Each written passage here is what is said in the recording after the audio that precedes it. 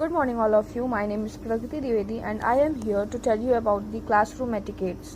Today, we will learn about the basic languages we should use in our classroom. May I come in?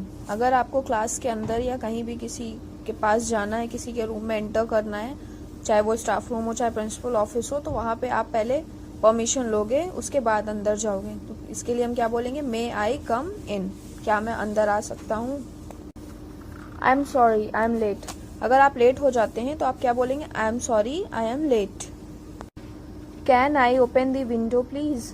अगर आपको window open करनी है या कुछ करना है तो ये नहीं डायरेक्टली उठे और जाके करने लगे. आप पहले पूछिए टीचर से, can I open the window? क्या मैं विंडो खोल सकता हूँ?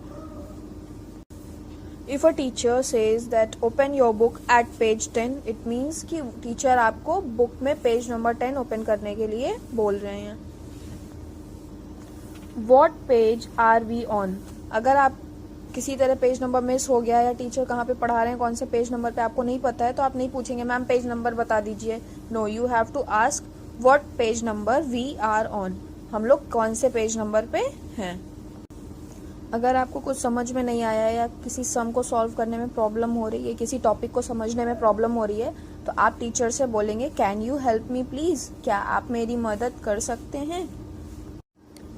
If a teacher or a student says, who knows the answer to this question? It means कि वो आपसे पूछ रहे हैं कि इस क्वेश्चन का आंसर किसे किसे पता है. Who knows the answer to this question means इस क्वेश्चन का आंसर किसे किसे पता है. If you want to go to the blackboard for writing something or for telling the answer or for whatever reason, you may first ask can I go to the black board please? आपको अगर black board के पास जाना है किसी भी reason से, तो आप पहले पूछेंगे कि क्या मैं ब्लैक बोर्ड के पास जा सकता हूँ? Can I go to the black board please?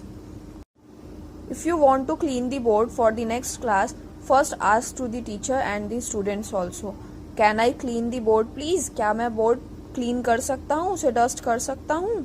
उसके बाद फिर आप करिएगा, क्योंकि जरूरी नहीं कि सभी बच्चों का वर्क कंप्लीट हो गया हो. सो first you have to ask, then erase the board. If you want to go to the toilet or washroom, you have to ask can I go to the toilet please? क्या मैं toilet जा सकता हूँ? If you want to take the pencil of your classmate, first ask to him can I borrow your pencil please? क्या मैं आपकी pencil ले सकता हूँ? Who knows the answer to this question? If there is written any question on the board and teacher asks you to answer it, you have to raise your hand and tell that yes ma'am, I know the answer of this question. Who knows the answer to the question means किसे इस question का answer पता है. Step aside please. अगर आप board पे कुछ लिखा है और टीचर बोर्ड के सामने खड़े हैं, आपको नहीं दिख रहा है, तो आप ऐसे नहीं बोलेंगे मैम हट जाइए, मैम साइड हो जाइए. नहीं, यू में से स्टेप असाइड प्लीज. इसका मतलब होता है कि मैम प्लीज साइड हो जाइए. Pay attention please. If teacher asks you to pay attention, it means that you have to be concentrative in the class. आपको पूरा attention अपनी क्लास पे देना है. How do you say this in English? English में आप इसे कैसे बोलेंगे? अगर आप कुछ पढ़ रहे हैं और या तो कुछ हिंदी में बोले और टीचर आपको बोलती है एक्सप्लेन करने के लिए इंग्लिश में, बट आपको नहीं आता है, तो आप नहीं बोलेंगे, ऐसे नहीं बोल सकते मैम इसे इंग्लिश में क्या कहते हैं. We would use the language how do you say this in English? इसे हम इंग्लिश में क्या कहेंगे? What's the matter? I don't understand. If teacher asks you what's the matter, it means teacher is asking you क्या problem है आपको, क्या matter है, क्या नहीं समझ में आ रहा, क्या प्रॉब्लम हो रही है. अगर आप कोई ऐसा रिएक्शन दे रहे हो कंफ्यूज्ड, तो आप बोलोगे आई डोंट अंडरस्टैंड, मुझे समझ में नहीं आ रहा है. ये नहीं कि पता नहीं मैम क्या है, मैम कुछ समझ में नहीं आ रहा है. नहीं, you should not use your mother tongue. You have to speak in English that I don't understand. What's the homework? Homework क्या है? इट मीन्स कि आज टीचर ने होमवर्क क्या दिया है. अगर आपको नहीं पता है तो आप अपने क्लासमेट से या टीचर से किसी से भी पूछोगे, तो आप पूछोगे what's the homework. Wait a moment please.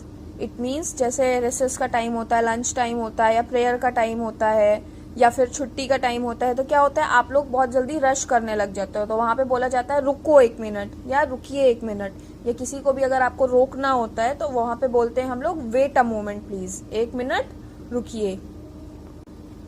Pack your things away.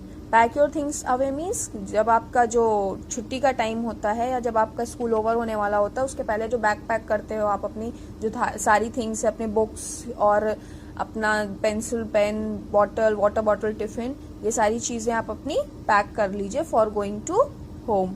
तो इसमें टीचर क्या बोलते हैं आपको, pack your things away, it means you have to pack your bag. If a teacher greets you after the school is over, goodbye, you have to also reply to him by saying that bye, see you tomorrow. Bye sir और ma'am, हम लोग कल फिर मिलेंगे। ये नहीं कि teacher आपको ग्रीट कर रहा है, टीचर आपसे बाय बोल रहा है and you are just like listening and ignoring. No, it's a bad manner. Even first you have to greet to the teacher. So these are the basic languages which must be used in your school. आप school में ये सारी languages का use कर सकते हैं।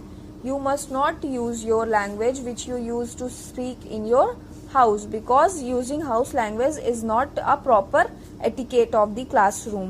अगर आप क्लासरूम में हैं या स्कूल में हैं तो वहाँ पे आप जैसे घर पे बात करते हैं ऐसे बात नहीं कर सकते हैं। It's not a good manner. आपको फॉर्मल लैंग्वेज या जो बेसिक लैंग्वेजेस आज मैंने बताई है आपको वो बोलनी चाहिए, और मोस्टली आपको इंग्लिश में बात करनी चाहिए, चाहे वो आपके टीचर हो चाहे वो आपके क्लासमेट हो। ये नहीं कि आप टीचर से तो इंग्लिश में बात कर रहे हैं, कन्वर्सेशन आपकी टीचर से बेसिक कन्वर्सेशन है जैसे मैंने आज बताई, बट आप अपने क्लासमेट से वैसे ही बात कर रहे हैं जैसे आप घर पे नॉर्मल अपने पेरेंट्स से या अपने ब्रदर सिस्टर से करते हैं। नो, इन दी क्लासरूम और इन दी school you have to speak a language which is very effective, and these are the language which are very effective. So follow all these language in your classroom, all of you. Our today's session comes to an end and we'll continue the next part in our next class. Thank you all of you. Have a nice day.